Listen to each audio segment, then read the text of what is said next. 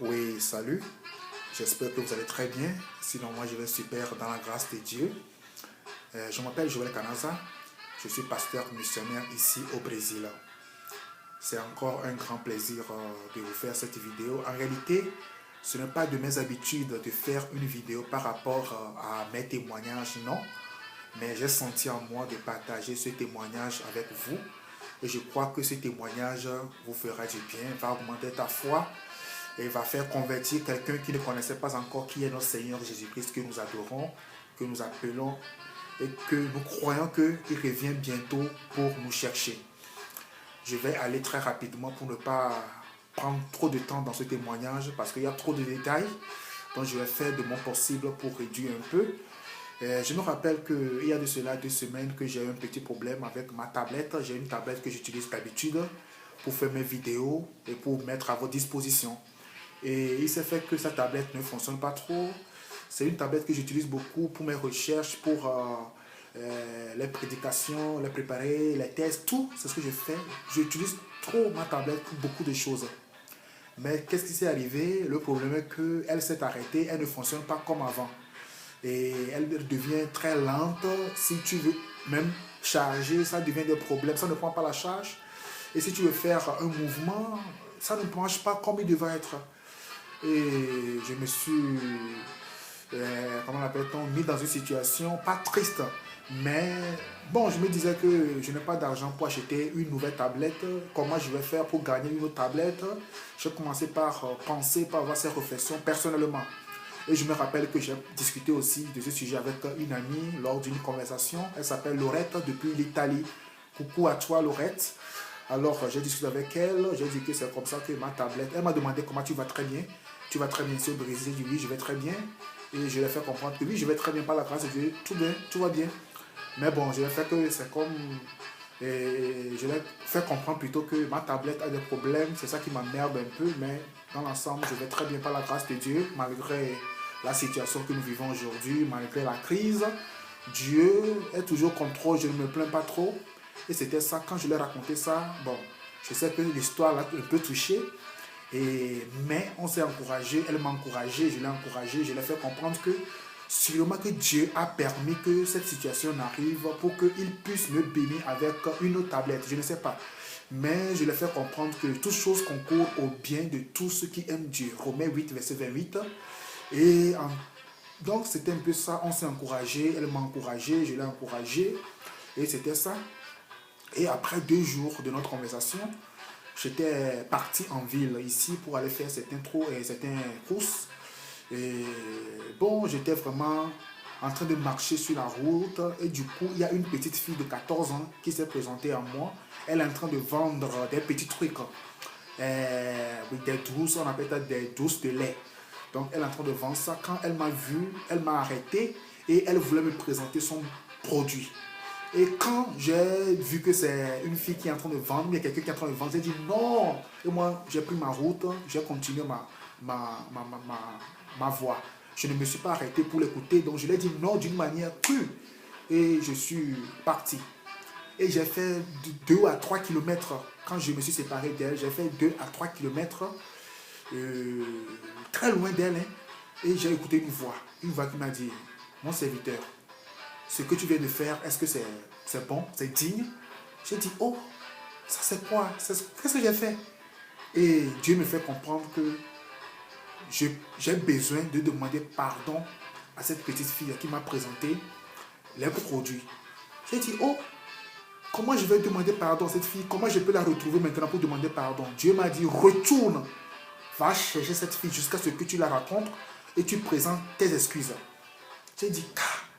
Et je me suis rappelé de ce verset qui dit l'obéissance vaut mieux que le sacrifice. Et quand je me suis rappelé de ce verset, j'ai pris la route et j'ai commencé par chercher cette fille. J'ai commencé par courir pour la chercher, mais j'ai pris 42 minutes. 42 minutes, presque 1 heure de temps en cherchant cette ville, cette fille, j'allais dire. Parce que ici dans la ville, il y a beaucoup de personnes. Ici au Brésil, c'est la popularité. Il y a une grande popularité, un grand nombre de personnes. Où je peux trouver cette fille parmi ce groupe de personnes? J'ai commencé à dire à Dieu, Quand je suis arrivé déjà à 30 minutes, j'ai dit à Dieu, je suis fatigué. Si c'est vraiment toi qui as voulu que je demande pardon à cette fille, il faut me faire voir cette fille. J'ai continué, je rentre ici dans cette connaître, dans la rue, je rentre, je sors, je rentre, je sors. Et j'étais vraiment épuisé. Déjà après 45 minutes de course, je n'ai pas rencontré la fille, j'étais vraiment épuisé. J'ai dit, Dieu, si c'est vraiment toi qui m'as appelé et qui m'a rappelé d'aller demander pardon à cette fille, il faut me montrer cette fille. Je suis tellement fatigué. Montre-moi cette fille. Et je tourne la tête comme ça. Je vois la fille à côté de moi. Elle est là-bas toute seule avec ses produits en main. Et quand j'ai vu la fille, j'ai dit, waouh, ça vient de Dieu. Peut-être que Dieu va m'apprendre quelque chose par rapport à ça. Et je me suis apporté de cette fille. Malgré la multitude de gens, Dieu m'a fait montrer cette fille. Et je me suis apporté de la fille et je me suis approché de la fille. Je lui ai dit, s'il te plaît, mademoiselle, je suis tellement désolé de ce qui vient de se passer. C'est à moi que tu t'es approché tout de suite pour montrer ton produit. Mais je ne me suis pas arrêté et j'ai répondu d'une manière très cuite. Alors, je suis revenu pour demander pardon, pour m'excuser. Quand j'ai commencé par parler, la fille a commencé par pleurer. Et elle m'a posé la question, vous êtes un pasteur? Et j'ai souri, j'ai dit oui. Et j'ai dit, je suis vraiment désolé. Je suis vraiment désolé de mon comportement, pardonne-moi. Et la fille m'a fait comprendre que c'est à elle de se pardonner. C'est elle qui dit que c'est à elle de se pardonner, que c'est à elle qui m'a importuné, que c'est à elle de s'excuser. J'ai dit non, c'est à moi de me pardonner parce que je me suis comporté mal vers toi. Et c'était ça. Et elle m'a posé la question, si je suis un pasteur, j'ai dit oui, je suis un pasteur. Et on a eu un temps de discussion. Je l'ai vraiment encouragée dans ce qu'elle est en train de faire. Elle m'a fait comprendre que c'est vraiment difficile pour eux dans ce temps de confinement, que toute la famille est vraiment serrée par rapport sur le plan financier. C'est vraiment compliqué. C'est pourquoi elle sort dans ce temps pour aller prendre ses produits. Et si elle vend un produit, elle a un centime de bénéfice. Donc j'ai dit, ok, c'est très intéressant. Je l'ai béni, j'ai dit, que Dieu bénisse ta vie. Que Dieu entre dans cette lutte avec toi. Que Dieu puisse tourner son regard favorable vers toi. Que Dieu puisse se révéler à toi et à ta famille. Je l'ai béni de ces paroles. Je répète les mêmes paroles que je l'ai dit, c'est ça. Et de retour, cette fille m'a dit, pasteur, que Dieu vous bénisse. Que Dieu écoute vos supplications. Que ce que tu es en train de demander à Dieu, il y a de cela quelques jours, que Dieu te donne cela. Que Dieu puisse te faire voir sa gloire. Cette fille m'a béni aussi. Et j'ai été vraiment ravi.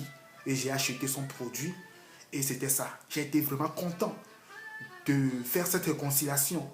De respecter la voix de Dieu. D'obéir à la voix de Dieu. Le fait d'obéir, le fait d'aller demander pardon à cette petite fille. J'allais peut-être me dire que non, c'est une petite fille. Donc, dans mon orgueil, peut-être j'allais dire que non, si je ne demande pas pardon, où est le problème? Mais j'ai pratiqué ce que c'est que l'humilité. J'ai allé jusqu'à cette fille, j'ai demandé pardon. Laissez-moi vous faire comprendre quelque chose. Le pardon, le fait d'être humilié, ou bien, oui, humilié, donne toujours la gloire. C'est pour dire que l'humilité précède toujours la gloire. Laissez-moi vous dire quelque chose. Parfois c'est compliqué d'écouter la voix de Dieu. Parfois c'est compliqué de faire la volonté de Dieu. Parfois c'est compliqué de respecter ce que Dieu te dit de faire. J'allais peut-être dire que non, ça c'était pas la voix de Dieu. J'allais peut-être dire que, comment se fait-il que dans ce monde, dans ce grand nombre de personnes, je peux encore rencontrer cette petite fille qui est en train de vendre des chocolats. Ou je peux peut-être prendre les pensées, mais je n'ai pas jugé ma pensée. J'ai écouté plutôt la voix de Dieu et je suis parti et Dieu m'a montré cette fille quand je l'ai dit. Dieu, si c'est vraiment toi qui as voulu que je demande pardon à cette fille, révèle-moi cette fille où elle est. Et je tourne ma tête comme ça, je vois la fille à côté de moi. Vous voyez un peu? Et ça a été ça, j'ai été vraiment content de faire cette paix avec cette fille. Et elle m'a béni, je l'ai béni aussi. Je l'ai béni avec des paroles de bénédiction. J'ai dit que Dieu elle puisse avoir faveur à la face de Dieu. Et quand j'étais en train de partir, Dieu m'a dit, tu as fait ton devoir. Je vais te surprendre. Et quand j'ai écouté cette voix, j'étais vraiment content. J'ai commencé par chanter sur la route. J'ai commencé par chanter. Et c'était comme ça que je suis arrivé à la maison. Et quand je suis arrivé à la maison, j'ai tenté d'aller sur un site. Un site pour aller voir certains trucs, quoi, juste les sites de marchandises. Donc j'étais sur un site, j'ai vu un iPad. Quand j'ai vu l'iPad, j'étais vraiment intéressé. Mais quand j'ai vu le prix, j'étais vraiment découragé. Quand j'étais découragé, j'ai dit, oh, mais Dieu m'a dit, entre en contact avec le vendeur. Et je me suis mis en contact avec le vendeur, le service qui est en train de vendre le produit. Je lui ai fait comprendre que c'est comme ça que j'ai vu le produit. J'ai vraiment aimé le produit. Et la personne me fait comprendre qu'il y a toutes les coordonnées, toutes les annonces, toutes les informations concernant le produit sur le site. Et qu'est-ce que la personne m'a posé la question, qu'est-ce que je peux faire pour vous? Et je lui ai dit que non, que j'aimerais juste avoir plus d'informations par rapport à l'iPad, que j'ai beaucoup aimé, l'iPad qui est sur le site. Et la personne m'a fait comprendre que c'est le prix. Et la personne m'a demandé si j'étais intéressé. J'ai dit oui, je suis vraiment intéressé de l'iPad, mais en réalité, le prix qui est fixé là-bas, si on divise ce prix à 7 parties, je n'ai même pas la somme d'une partie. Quand je l'ai dit comme ça, la personne a souri. La personne a vraiment souri. Et la personne, on a eu à causer un peu, discuter un peu. Et du coup, la personne m'a dit qu'elle a senti dans son cœur de me bénir avec l'iPad. J'ai dit waouh. Et elle m'a fait comprendre que l'iPad l'appartient. Que c'est son produit. C'est elle qui a mis ça sur le site. Elle a payé l'iPad il y a de cela 3 mois. Mais Dieu lui a béni avec un autre iPad plus fort ou bien plus puissant que ça. C'est pourquoi elle a mis ça en vente. Et elle m'a fait comprendre que j'ai combien et je lui ai donné le prix. J'avais vraiment honte de donner même le prix. Et la personne m'a dit qu'elle a senti dans son cœur de me bénir, que je peux commencer le processus. C'est comme si je rêvais. Un iPad, exemple, je vais donner un exemple, Baba, c'est peut-être que l'iPad est à $700. Peut-être, je donne juste un exemple, peut-être l'iPad est à $700. Et moi, je dis que j'ai $90. Ça ne m'atteint même pas $100. Je le fais comprendre. Il a dit, il n'y a pas de souci, que je peux entrer en processus pour acheter. Je crois que je rêvais. Et c'est comme ça que je me suis mis en contact de service de la caisse. Et la fille qui est à la caisse ne voulait pas accepter. Et je lui ai expliqué la situation. Et la fille a appelé le vendeur. Et le vendeur a confirmé que c'est lui qui a voulu me bénir avec ça. Et j'ai donné le prix médiocre que j'ai. J'ai payé avec le prix médiocre. Et après 1 jour, 2 jours, l'iPad m'est venu. C'est ça que je prends même pour faire la vidéo. Vous allez constater que le son est bon. Donc c'est un peu ça. Et j'étais vraiment content de gagner l'iPad. Je n'arrivais pas à croire. Quand j'ai vu l'iPad, j'ai dit waouh, c'est très joli. L'écran, non, j'ai vraiment aimé la forme. Et j'ai rendu grâce à Dieu. J'ai rendu grâce à Dieu pour ça. J'ai dit c'est Dieu qui m'a béni. Dieu m'a béni avec cet iPad pour que pour que le nom de Dieu puisse être glorifié. Et bizarrement, qu'est-ce qui m'est arrivé? L'iPad est arrivé. J'ai pris l'iPad pour installer certaines applications que j'utilise la plupart des temps pour faire mes vidéos et pour faire mes recherches. Mais l'iPad n'installe pas et n'accepte pas l'installation des applications. J'ai pris le temps, j'ai fait toute la journée, ça n'a pas donné. Et hier j'étais parti dans une boutique de iPad pour montrer mon iPad, que c'est comme ça que je viens de gagner cet iPad. Mais malheureusement, ça ne marche pas, les applications. Et la personne a vérifié, la personne a dit que tout est OK. Mais pourquoi ça ne marche pas? Et elle a fait ça fatiguée et elle m'a dit que non, c'est que c'est compliqué. Et elle m'a montré une autre personne qui est plus supérieure que lui dans le domaine. Et j'étais parti dans la deuxième boutique pour aller expliquer mon problème, mon souci. Et la personne me fait comprendre que l'iPad aussi est de bonnes conditions. La personne a tenté d'installer le YouTube et d'autres applications, mais ça ne marche pas, ça ne prend pas. Et l'iPad est en train de dire que les applications ne sont pas autorisées à être installées. Et la personne est vraiment confuse. Et la personne m'a dit que tu sais quoi mon frère. Et elle m'a proposé une autre boutique de l'iPad qui est spécialisée juste dans l'iPad. Et j'étais parti dans cette boutique. Hier, hein, c'était hier. Hier, la journée d'hier, c'était juste dans les boutiques, dans la boutique. Et dans la troisième boutique, la personne me fait comprendre que oui, que lui, c'est son domaine. Et la personne a pris l'iPad. Il est rentré dans le système. Elle a vu que l'iPad est en jour. Tout est à jour dans l'iPad. Et il a tenté de faire l'installation. Ça ne marche pas. Et la personne m'a dit que non, que c'est incroyable. Il a fait tout. Il est rentré dans le système. Il a pris son ordinateur. Il a fait des recherches. Il a tout. Rien n'a marché. Le YouTube ne s'installe pas. D'autres applications aussi ne s'installent pas. Et la personne a fait tout. La personne m'a dit que mon frère, que c'est compliqué. Que si lui n'a pas pu faire, bon, qu'il ne sait pas quoi me proposer comme solution.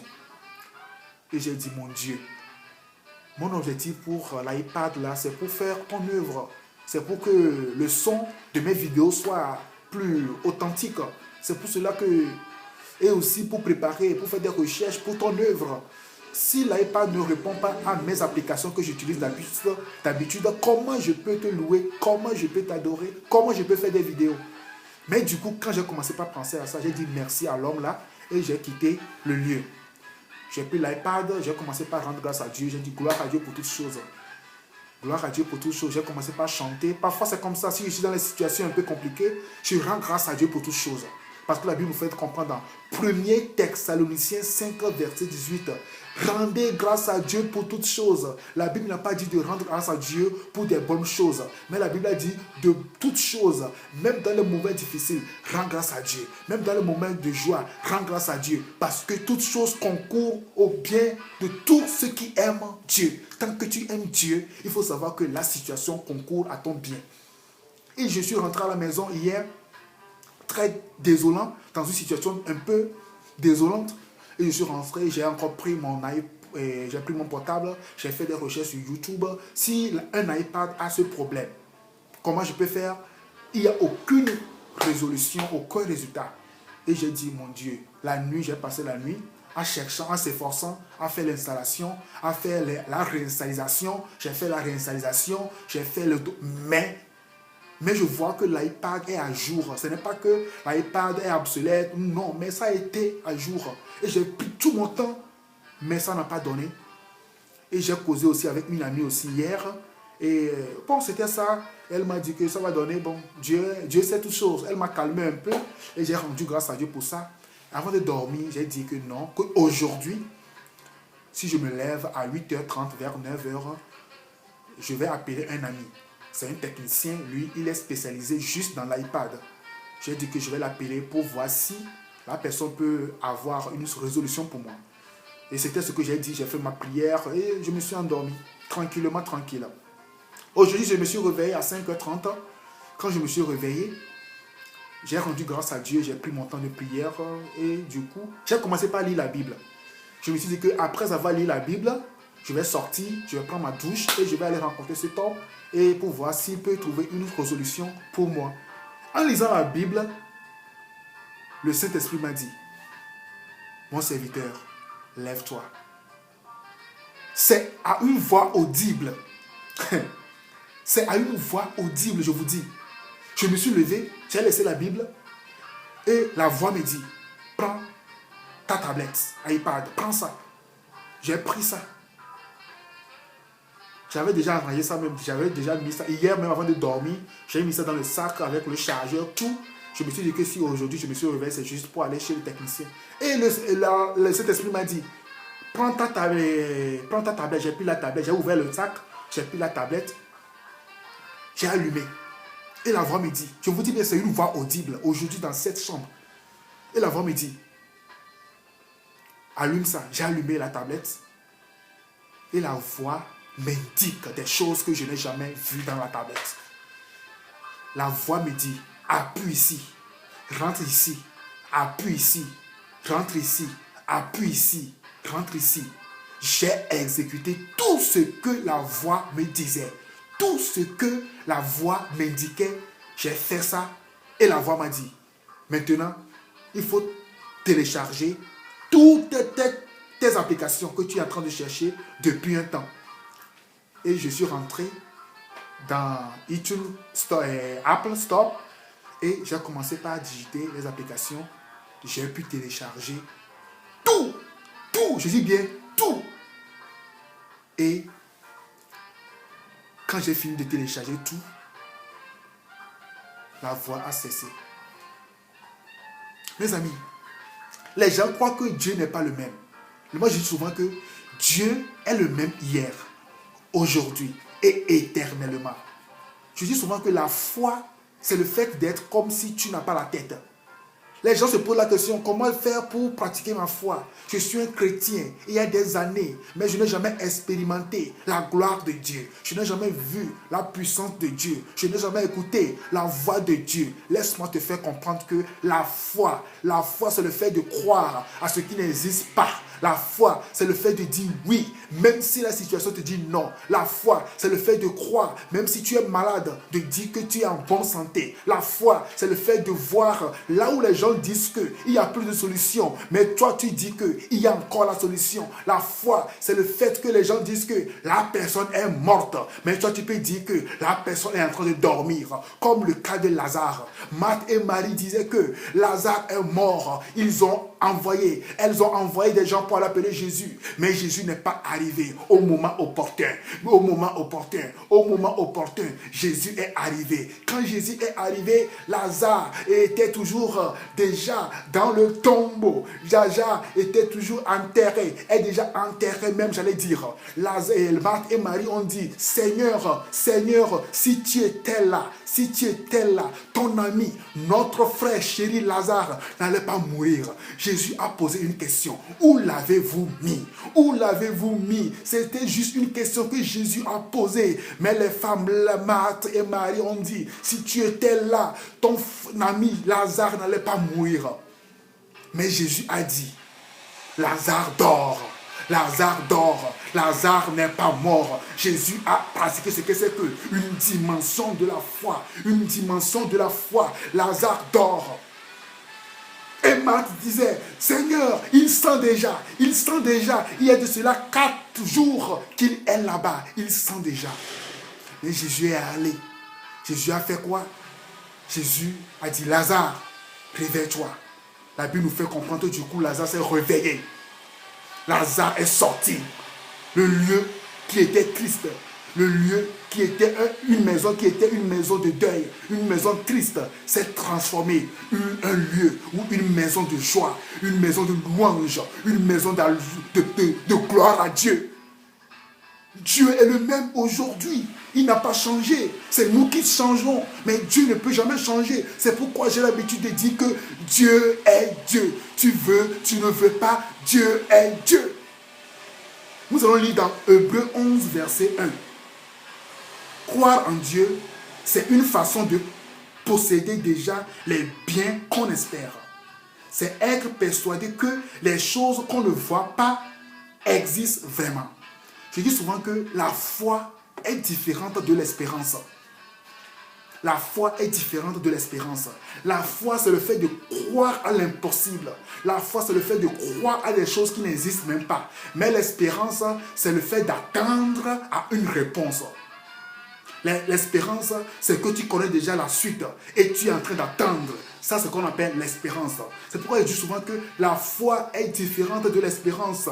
L'espérance est pour tout le monde. L'espérance même est pour les païens. Mais la foi est destinée pour les enfants de Dieu.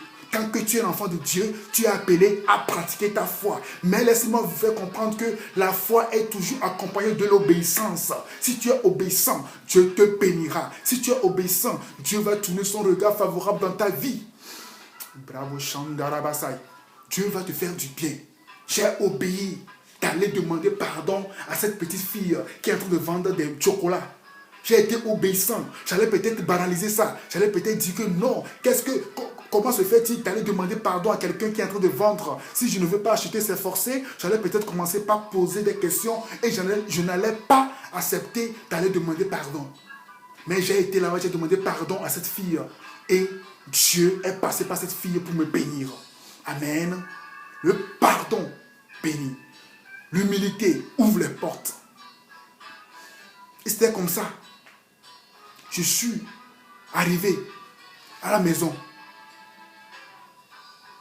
Et j'ai pris, plutôt j'ai installé les applications, j'allais dire. J'ai installé les applications et tout fonctionne.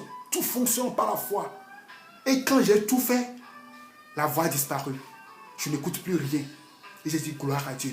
J'ai commencé par dire gloire à Dieu. Dieu m'a visité encore une fois cette matinée. J'ai senti dans mon cœur de faire cette vidéo et d'encourager quelqu'un. J'ai senti dans mon cœur de faire cette vidéo et d'augmenter la foi de quelqu'un pour que le Saint-Esprit puisse entrer dans ta vie, pour que le Saint-Esprit puisse te faire du bien, pour que tu puisses savoir que oui, Jésus est le même aujourd'hui. Il a fait pour Lazare, il a fait pour Marthe et Marie, il peut le faire pour toi. La situation qui était triste a changé. Lazare est ressuscité. Lazare est sorti de la mort. Chandra Basai. Parfois, vous savez ce qui nous cause les problèmes. Parfois, on doute de Dieu. On doute de la présence de Dieu. On doute de la personne de Dieu. On dit que est-ce que Dieu existe vraiment? On se pose beaucoup de questions et on met Dieu dans le doute. Alors, laissez-moi vous faire comprendre quelque chose ici. Dans Marc 5, verset 35. Marc 5, verset 36 plutôt. Marc 5, verset 36. Mais Jésus a entendu ces mots et il dit au chef de la maison de prière, n'aie pas peur, crois seulement. Cette matinée, laisse-moi te faire comprendre que peu importe la situation, n'aie pas peur, crois seulement. La folie de la foi, c'est ça.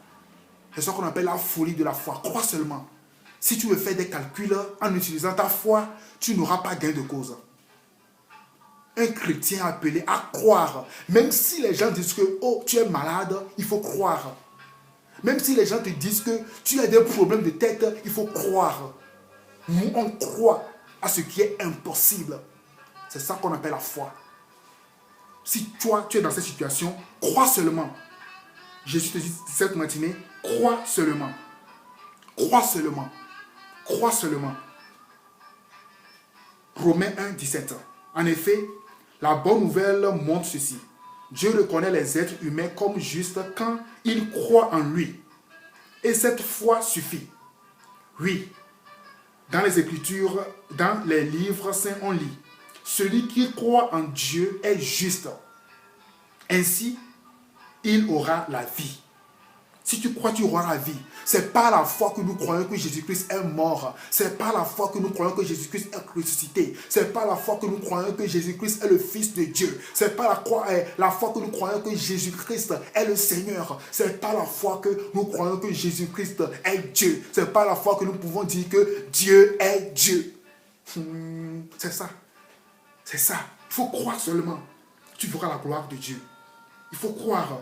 Tu verras la gloire de Dieu. Il faut croire, tu verras la gloire de Dieu. Ne t'ai-je pas dit que si tu crois, tu verras la gloire.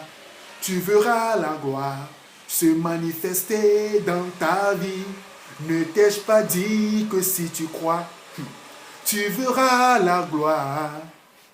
Tu verras la gloire dans ta vie. Oh, combat, Timée, fils de Timée. Moi je crois, je verrai à nouveau voir, je peux voir de nouveau. Bartimée peut voir de nouveau. Parce que Bartimée a vu que seul Jésus qui peut lui donner ce que c'est que quoi? La vue de nouveau. Si tu crois, tu verras la gloire de Dieu. Si tu crois, tu verras la gloire de Dieu. Nous allons lire ce verset. Peut-être que toi, tu as des problèmes de croire. Peut-être que toi, tu ne crois plus à Dieu. Peut-être que toi, tu doutes. Laisse-moi te lire ce verset dans Marc 9, verset 24. Aussitôt, le père de l'enfant se met à crier. Je crois, mais aide-moi parce que je n'ai pas assez de foi. Tu dois crier à Dieu. Tu vas lui faire comprendre que Dieu, tu crois en lui, de t'aider à pouvoir avoir plus de foi parce que ta foi est très petite et Dieu te le fera et Jésus te le fera et le Saint-Esprit te donnera une dimension de la foi que personne ne peut expliquer. Ça c'est pour vous si tu es un chrétien, ta foi est vraiment limitée. Ma prière pour toi est que Dieu puisse te visiter, le Saint-Esprit puisse te visiter pour qu'il puisse augmenter ton degré de la foi au nom de Jésus. Parce que tu es meilleur pour Dieu. Et maintenant, toi qui n'as pas encore donné ta vie à Jésus, c'est l'opportunité pour toi de donner ta vie à Jésus. Parce que seul Jésus-Christ est mort. Seul Jésus-Christ est ressuscité. Seul Jésus-Christ a donné son sang pour que toi et moi, nous ayons quoi? Nous ayons le salut aujourd'hui. Pour que toi et moi, nous puissions parler de lui. Alléluia. Ce témoignage va susciter en toi ce que c'est que quoi? Une conversion véritable. Alors, je vais prier avec toi. Toi qui es dans cette situation, qui n'a pas encore donné ta vie à Jésus-Christ. Fais cette prière avec moi. Et je crois que Dieu écoutera nos supplications. Et Dieu te donnera ce que c'est que une faveur. Répète cette prière avec moi. Cher Jésus, cher Seigneur, je sais que je suis pécheur. Je réclame ton pardon. Je crois que tu es mort pour que Je crois que tu es mort, répète. Je crois que tu es mort pour que je puisse avoir le pardon de mes péchés. Je détourne de mes péchés. Je t'invite à rentrer dans ma vie.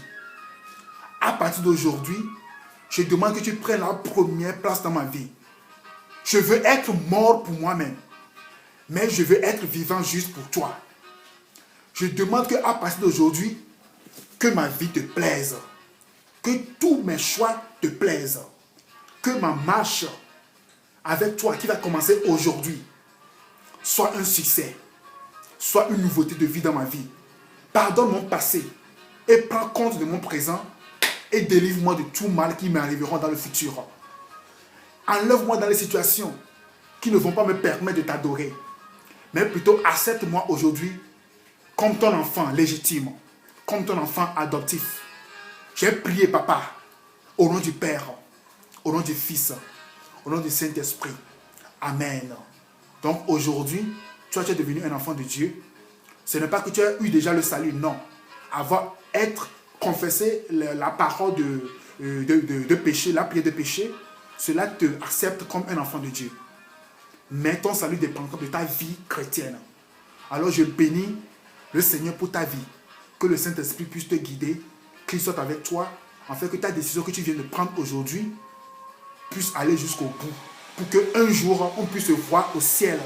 Afin que tu puisses dire que merci à Dieu pour la vie de cet homme de Dieu, Joël Kanaza, par qui Dieu est passé pour me bénir. C'est ce que l'on veut.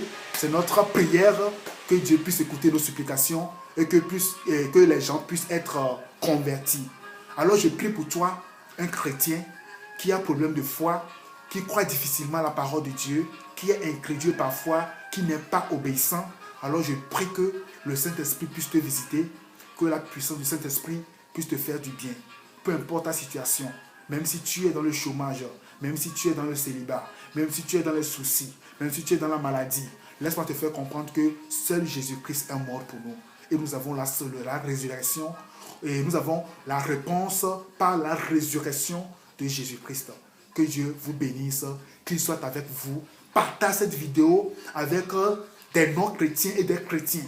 Je crois que cette vidéo augmentera la foi des chrétiens et donnera la chance aux non-chrétiens de se convertir, de savoir que nous avons le même Dieu, le Dieu qui n'a jamais changé, le Dieu qui est mort, et le Seigneur plutôt, le Seigneur Jésus-Christ qui est mort et qui est ressuscité le 3e jour. Alors que cette résurrection de Jésus-Christ affecte ta vie positivement, qu'il te fasse du bien au nom de Jésus-Christ. J'ai prié au nom du Père, au nom du Fils, au nom du Saint-Esprit. Shalom, shalom, shalom.